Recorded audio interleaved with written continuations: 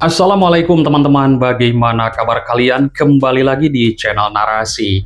Guys, di video kali ini kita akan menyaksikan tayangan-tayangan beberapa video yang menarik dan juga memang sangat-sangat mengejutkan. Wah, dimana di sini saya melihat Gus Nur ya. Ini sepertinya Gus Nur ini mulai kecewa berat nih ya, mulai kesal dengan langkah-langkah hukum yang sudah dilakukan oleh Roy dan juga Tifa. Yang sepertinya kedua orang ini mau masuk ke sidang perkara pokok itu ketakutan untuk pembuktian ijazah Pak Jokowi. Karena kan Pak Jokowi sudah siap, guys. Ya kan? Nah, disitulah mungkin letak ketakutan daripada mereka. Kurang jahat bagaimana? Kurang jahat bagaimana? Dengan dikabulkan eksepsi Dr. Tifa, maka batal semua tuduhan jaksa. Akhirnya sidang tidak dilanjutkan dan akhirnya Jokowi selamat tidak datang ke pengadilan. Kan itu intinya. Intinya, saya sebut dua nama saja, Dr. Tifa dengan Pak Roy Suryo. Kurang apa? Kurang jahat bagaimana? Kurang jahat bagaimana? Kurang jahat bagaimana? Orang sudah ditangkap, orang sudah dicekal, tiba-tiba di tengah proses berhenti, ya kan? Dimenangkan. Harapan saya harusnya hakim menolak eksepsi itu. Supaya apa? Supaya proses terus jalan. Supaya para Termul dan Jokowi hadir di pengadilan. Ternyata apa yang saya pikirkan benar. Jadi sekarang saya bakar aja buku ini ya. Karena percuma saya protes dan saya bakar aja buku ini. Nggak apa-apa Rismon, itu pilihanmu ya, silahkan merapat ke Jokowi, minta maaf sama Jokowi, nggak apa-apa. Ya, itu pilihanmu. Semoga kamu bahagia di sana. Atau nanti bila perlu, ini maaf loh ya kalau saya salah ya. Bila perlu Dr. Tifa, Bu Dr. Tifa sama Roy Suryo nanti merapat juga. Nggak apa-apa. Semua seluruh dunia ini merapat ya, seluruh bangsa ini merapat ke sana, nggak apa-apa. Saya enggak. Ini saya bakar bukunya Rismon sebagai bentuk protes. Ya, buat apa saya baca tulisannya orang yang pelin-pelan seperti itu. Oke, saya nggak kecewa, nggak ada hubungannya sama kecewa. Ngapain kecewa ya? Nah, ini sebagai bentuk protes saya bakar bukunya. Selamat Bang Rismon, kita sudah beda haluan. Izin saya blokir nomor. Dan kalau saya perhatikan, Sugi Nur ini atau Gus Nur ini sudah sepemikiran dengan Bang Hozenuddin, ya kan? Dan ini menarik teman-teman, nanti kita simak video-videonya seperti apa ya, begitu. Karena selain itu, saya juga punya sebuah tayangan di mana relawan-relawan daripada Pak Jokowi sepertinya juga mulai hilang kesabaran, ya. Dan ini berencana untuk mengepung Mahkamah Agung, untuk mendesak bagaimana mengevaluasi dan juga mengawasi para hakim-hakim yang mengadili persidangan serta pra-peradilan dari Roy Suryo dan juga Tifa pada kemarin itu ya. Karena ini memang terlihat ada hal-hal yang janggal seperti itu. Dan banyak pertanyaan publik juga ya. Nah, ada juga nih penjelasan dari Bang Pitra Romadoni ya.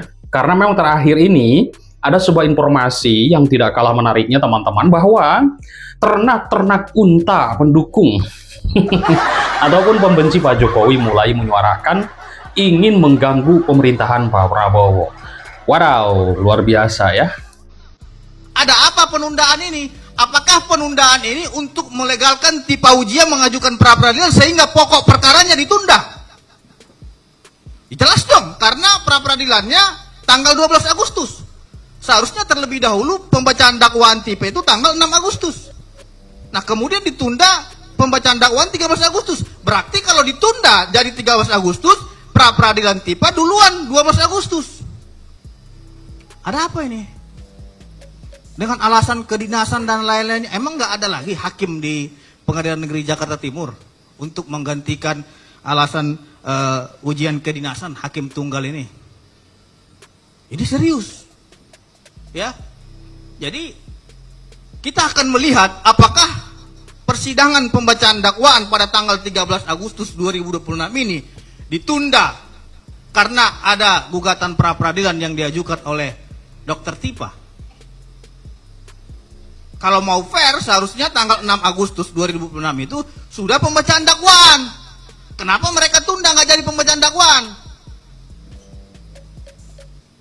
Maka dari itu kami menganggap, ya, hakim-hakim yang ada di Pengadilan Negeri Jakarta Timur harus dievaluasi oleh Bawas Mahkamah Agung Republik Indonesia. Kalau perlu copot. Jangan main-mainkan orang yang lagi berjuang dalam menegakkan hukum, gitu loh. Kemudian terkait dengan pra-peradilannya Roy Suryo, Di dalam pasal 163 ya KUHP, di situ ditegaskan bahwasanya proses pra-peradilan itu diperiksa paling lama 7 hari. Paling lama 7 hari. Sehingga kami menilai ini hakim tunggal ya main-main ini terhadap ketentuan hukum acara pidana kita. Dan yang paling mengenaskan lagi, Ketua Pengadilan Negeri Jakarta Timur mengeluarkan surat kepada Kepala Kejaksaan Negeri Jakarta Selatan untuk menunda pokok perkaranya Roy Suryo. Apakah kita dipertontonkan seperti ini? Masyarakat belum tahu surat ini. Tapi berdasarkan info intelijen potensi ahli, kita telah memperoleh surat itu. Sehingga itu harus dilawan karena tidak bersesuaian dengan ketentuan hukum acara pidana. Merdeka! Lawan! Lawan! Lawan! Hidup Jokowi! Baik, teman-teman. Di sini saya melihat juga publik bertanya-tanya, apakah memang para hakim di Pengadilan Negeri Jakarta Timur ini terindikasi atau juga patut diduga suap, sehingga di sistem informasi penelusuran perkara ya, yang di situ bersifat online kan, untuk perkara-perkara pidana apapun itu yang akan disidangkan nanti, itu ternyata nomor perkara atau register daripada perkaranya Tifa ya. Kan kemarin tuh jaksa setelah mengembalikan tuh berkas yang telah direvisi itu ya, itu hilang guys datanya. Dan ini menimbulkan pertanyaan publik. Apakah ini ada kaitan dengan apa sidang pra-peradilan yang sudah diajukan oleh Tifa yang akan kembali lagi digelar pada 13 Agustus mendatang ya? Nah, ataukah memang benar ada sebuah indikasi bahwa suatu yang tidak menyenangkan terjadi ya, informasi yang tidak sedap terjadi. Informasinya itu guys berkembang sekali ya, dan informasi tidak sedap ini bahwa ada dugaan hakimnya itu disuap. Alamak, waduh ya. Kita coba dengar nih Bang Mas Sato ya, izinnya Bang putar videonya. Ini luar biasa menarik penjelasan Abang ini. Kita simak guys videonya. Ini nih. Kamu tunjukkan kalian sesuatu ini. Semoga kalian tidak kaget. Ya, sekali lagi, semoga kalian tidak kaget dan tahan amarah kalian.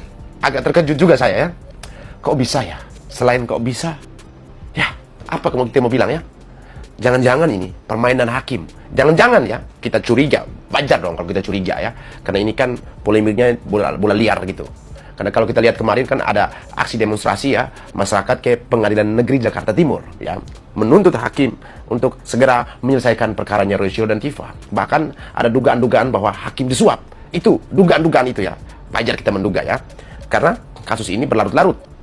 Kemudian usai dakwaan Tifa dibatalkan hakim, kita tahu bahwa berkas perkaranya Tifa itu diajukan kembali usai perbaikan dari pihak JPU. Dalam hal ini ya kembali didaftarkan di Pengadilan Negeri Jakarta Timur. Kalau teman-teman perhatikan di layar bahwa tertulis jelas berkas perkara Dr. Tifa diajukan lagi usai perbaikan. Kuasa hukum kami sudah prediksi. Nah, berapa sih nomor perkaranya? Ini dia teman-teman. Nomor perkara barunya Tifa sebelumnya itu 300, sedangkan Roy Suryo itu 301. Pokoknya antara berdua lah 300 dan 301. Di sini kita lihat di bawah, perkara Dr. Tifa kini telah terdaftar kembali ke Pengadilan Negeri atau PN Jakarta Timur dengan nomor 354-B-2026-PN-Jaktim ya, Jakarta Timur. Nah, di sini jelas sekali ya, ada disampaikan oleh juru bicara dari Pengadilan Negeri Jakarta Timur menyampaikan perkara atas nama terdakwa Tifauzia Tiasuma telah dilimpahkan ke PN Jakarta Timur tanggal 28 Juli 2026. Sidang pertama kabarnya 6 Agustus kemarin ya, tapi tidak jadi ya. Kemudian ditunda karena diajukannya pra peradilan, makanya ditunda. Nah, kalau berkas perkara sudah terdaftar di SIPP Pengadilan Negeri Jakarta Timur, mari kita cek fakta. Apakah benar sudah terregistrasi di sana dan sudah tercatat di dalam SIPP dari Pengadilan Negeri Jakarta Timur? Kita cek. Kita langsung ke website SIPP. Di sini teman-teman perhatikan, saya mengetik kata kunci aja ya. Kalau saya ketik kata 354 di depan, ya 354. Apakah kita lihat di sini? Ada banyak sekali ya. Harusnya kalau kita perhatikan lagi di awal tadi, nomor perkaranya itu 354 saja, 354. Maka dalam SIPP Jakarta Timur, di sini dengan kata 354 saja, maka akan muncul 354 tunggal. Jadi dia akan paling atas. Di sini nomor 1 dan nomor 2. Tapi yang muncul di sini klasifikasi perkara kok cuma 2, yaitu lain-lain dan perceraian. Di sini penggugatnya para pihak yang berbeda ya, bukan Dr. Tifa. Nah, sekarang kita pakai nama lengkapnya aja lah. Pakai nama lengkapnya Tifa ya. Tifauzia, nama lengkapnya ini ya, Tifauzia Tiasuma, ya, double S ya. Kita ketik aja namanya. Semoga tidak salah ketiknya. Kita ketik pakai nama Tifauzia Tiasuma, ya. Oke, kita cari. Nah, muncul, ya, muncul tapi perkara yang lama, teman-teman, ya, perkara 301, nomor perkara 301. Sedangkan di mana perkara yang nomor baru itu? Apakah ada? Nggak ada. Ini muncul cuma satu di sini, ya, perkara nomor 301 kemarin sudah disidangkan, ya, kemudian setelah XMK melakukan eksepsi itu, ya, bukan 354, di sini nomor 301, jelas sekali depan sini, ya, cuma satu saja. Kemudian kita lihat secara detail di sini seperti apa, teman-teman. Nah, di sini ada sekian banyak informasi, ya, sudah ada dakwaan secara komplit di sini, teman-teman bisa mengakses, ya, ada sekian banyak untayan dakwaannya, semua lengkap, ya. Nah, ini yang dalam hal ini kemarin sudah diperbaiki oleh pihak JPU, ya, teman-teman, pihak jaksa penuntut umum, dan sudah mendaftarkan Tifa dengan nomor perkara 354. Sedangkan yang ditemukan di sini cuma satu, ya, cuma satu saja, ya. Nah, di sini kemarin ada 3 hakim, kemudian ada muncul demo-demo lagi ke hakim, ya. Oke, mana nomor perkara yang itu, yang nomor 354? Nggak ada. Kenapa nggak ada? Kita bertanya kepada juru bicara Pengadilan Negeri Jakarta Timur yang terhormat, ya, saya sampaikan, di mana nomor perkara Tifa yang katanya sudah terregistrasi, kenapa belum muncul di SIPP? Apakah karena alasan pra-peradilan, bahwa Tifa akan melakukan pra-peradilan di Jakarta Selatan?